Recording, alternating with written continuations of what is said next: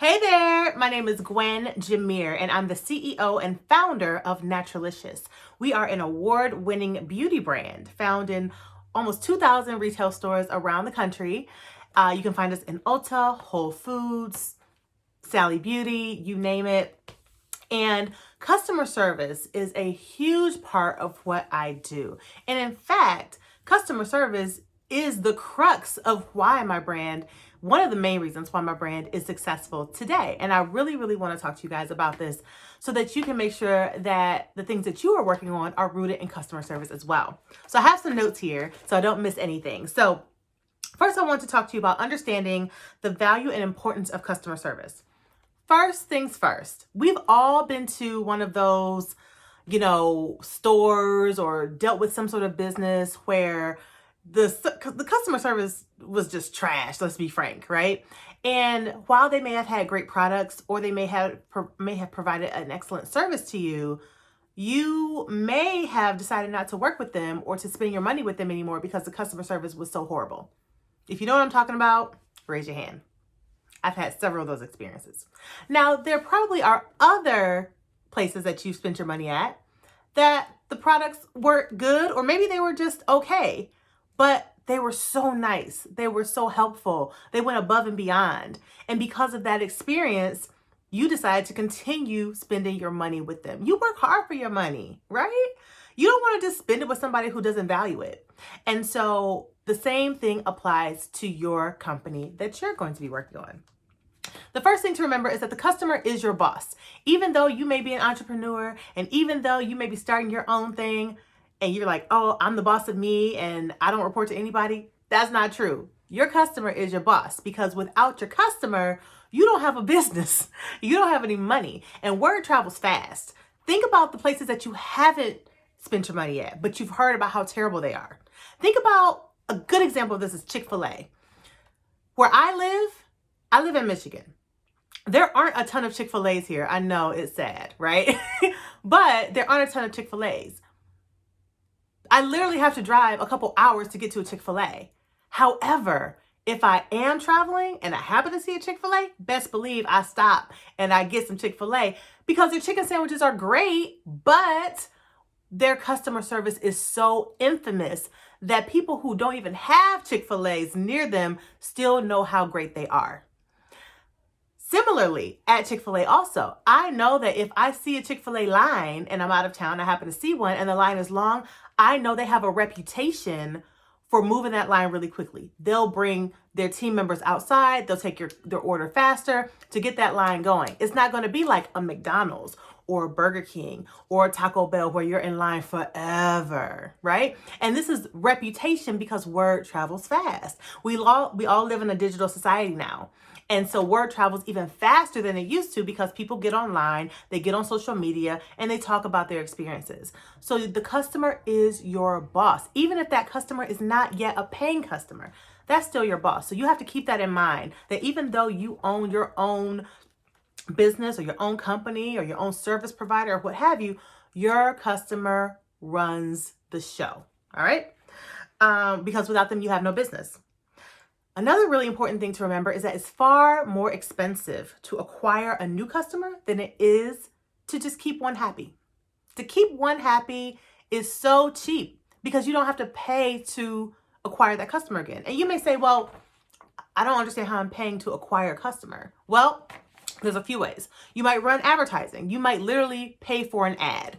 You probably see ads on Facebook or ads on Instagram or ads on TikTok sometimes or Snapchat or whatever social platform you use, right? You might see them on there.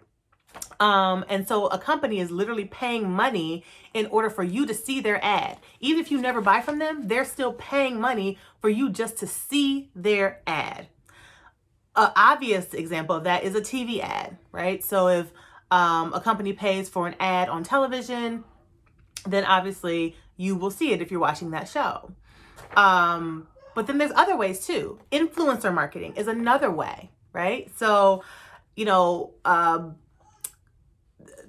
Tummy Tea, for example, they pay people to say that they like their products. This is called influencer marketing. You may or may not have had a brand reach out to you. If you're an influencer, if you've got a decent following on social media, you may have had someone reach out to you and say, hey, I would really love for you to try my products and talk about them. And in exchange, we will either pay you or we'll give you free product or whatever. Fashion Nova is famous for this, Instagram marketing with influencers. And so they're paying those people. And so when they pay someone like Cardi B to wear their clothes and talk about them, they're paying her a flat fee, but that's also a customer acquisition cost. Because let's do some quick math. Let's say, for easy numbers, they pay Cardi B $10,000, right? She gets paid far more than that to rep them. But let's just say for easy math, she pays them $10,000, or they pay her $10,000, right? And let's say they acquire 10,000 customers just based on the fact that Cardi B posted about it. That means it costs them $1 per customer. Following me? So that's a very good customer acquisition cost. If they got 10,000 customers just from a post Cardi B made, then they made pretty well off. But let's say they paid Cardi B $10,000 and they got 100 customers. Now their customer acquisition cost is a lot higher because they got less customers, even though they pay her the same amount. Does that make sense? So in any scenario, you're paying for a customer to see you, right? You hear a lot of companies say, oh, I've never done any advertising. And that is so not true. There are very few companies that have done no advertising. Now, they may have not done traditional advertising, but generally they have paid for eyeballs in some sort of way, right? And so if you acquire a new customer, you're generally paying to bring that customer in just to see what it is that you have to offer. However, if you have a customer and you can keep that customer happy, you don't have to pay for that customer again. You already acquired them. You already paid for him or her one time. And as long as you can keep her happy and keep her or him buying from you, you don't have to pay for it anymore. So as you can see, it's much cheaper to keep a customer happy and keep them repeatedly buying from you than it is to acquire a new customer. Yet another reason why customer service is so key. All right, let's talk about how to create a great customer service experience. So here's the one thing that you need to know. Customer service is not one size fits all. It's not. Every brand, every company should have policies and procedures in place. However, rules are made to be bent, not necessarily broken, but they definitely are made to be bent, depending on the value of that customer. Some customers, to be frank, are more valuable than others. That means that they're spending more money with you, they're buying from you more frequently, they spend more money at one time when they do buy from you. Those are high value customers. Then you have customers who will buy from you here and there. They'll buy from you today and they won't buy again for another year and a half. Those are customers and we want to keep them happy, but maybe the rules bend a little bit for the first customer, but maybe not so much for the second customer. It just depends. And you have to be able to use your discernment and empower your team to be able to make good decisions to keep that customer happy as well. But at the bottom line of it all is that you need to be focused on delivering excellence at every touch point. And when I say every touch point, I mean every single touch point, right? When the customer places the order, is it an easy user experience through your website or maybe on the phone or however they're buying from you? Is it quick delivery if you're selling a product? Do they get their order in a reasonable amount of time? That's another excellent touch point. When they receive the package, is it nicely packaged or is it just thrown into the box? That's another touch point. If they have an issue or a problem and they reach out to someone, do they have to wait, a week to hear back? Or are they going to hear back within 24 hours? Again, delivering excellence. So at every single touch point, you want to make sure you're delivering excellence so that you keep that customer happy. The next thing is to be remarkable. Nobody talks about an unremarkable company. Nobody talks about the basic companies or the basic things. Think about Apple. We all, even if you're not an iPhone, I'm team iPhone, but if you're not team iPhone and you're team Android, you still know about Apple. You know what to expect because they are remarkable. They create amazing looking products. They create amazing products that work very well. That may be questionable depending on if you're team iPhone or team Android. But nevertheless, they create really great products that look good. They have phenomenal customer service. Their stores give you a seamless brand experience, all of that. They are remarkable. And so people talk about them. Think about all the different Android brands. Who talks about them? I can't even really name 10 of them off the top of my head because they're not remarkable. They don't do anything special, right? Not to shade them, but you know I'm telling the truth, right? So compare Apple to one of those companies. Who do you want to be in the conversation of? Which one do you want to align yourself with? I'm assuming, regardless of again, if you're team iPhone or Android, I'm pretty sure you want to align yourself with the conversation happening like that is happening with team iPhone, because they are remarkable. Go above and beyond whenever possible. Whenever possible, anticipate challenges before they become challenges, right? One thing that people always shy away from is customer service complaints. Here's a tip. I'm gonna give you some free game.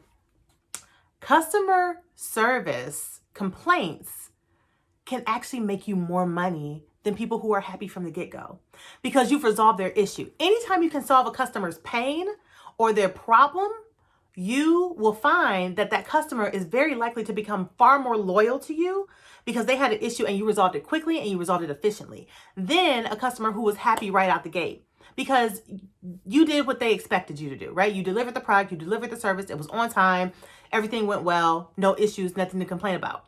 But if you have a problem, if someone has a problem and they come to you and they say, and they're angry, they're like, I pay all this money and you didn't give me my stuff and blah, blah, blah, and you're calm and collected and you realize that they're not upset with you, they're upset with the situation and they just want to be resolved, and you actually resolve it and you go above and beyond. Maybe you throw in like, a $5 gift card for the next time they purchase with you, or maybe you throw in an extra sample size of something as a apology for the inconvenience, right? There's a very good chance that customer, and we've had it happen several times, that customer will become extremely loyal. And not only will they become loyal to you, they'll spend more money with you and they'll bring other people along for the ride because now they have a story to tell about how you resolved their issue and how you were so fantastic and your product and your service works phenomenally well. So those are some ways that you deliver a great customer service experience. Best practices on responding to customers. You want to make sure you're timely. This is so important. Do not wait a week to respond to customers. If they hit you up, make sure you respond within 24 hours at max. Ideally, you should be responding within a few hours. And if you can respond within a few minutes, even better. But we all have lives. So at minimum, 24-hour response time should be your benchmark. Again, not all customer service is one size fits all. Different customers may require different leniencies. Especially if they're either a brand new customer and it's their first time with you, or if they're an amazing customer who's, again, spent a lot of money with you, spent a lot of time using your products, are very vocal about what it is that they love about you, all those sorts of things. You want to make sure that you are being empathetic, listening reflectively, and being timely with your responses. And then the last thing that I'd like to share with you is about policies, procedures, and documents that you should adopt for strong customer service experiences. Make sure that you have literally a document of some sort, whether it's a spreadsheet, whether it's a Word file, or if it's something more advanced, like an actual customer service spreadsheet or customer service platform, or what's called it's called CRM, customer response management system. You can have any of these, but you want to make sure that you have something in place, because ideally you're not going to be doing customer service for long. Hopefully you'll bring someone else along and hire someone else and create a job for that person to do it so that you can go off and work on your business. And so you want to have a place where they have customer service best practices. You want it to have basic things like, here's how you literally cancel an order. Here's how you refund an order. Here's how you fix an order. And other things like, here's how you use our products. Here's best practices for using our products. Here's how to help a customer decide which product or service is best for them. And so you want to have these things in place so that once the customer comes to your company and they start to ask questions, you and your team are both empowered to be able to make smart decisions to help the customer so that you can continue to deliver excellence at every single touch point. This is an awesome overview of customer service. I hope this is very, very helpful for you. Good luck with your endeavors and God bless. Bye.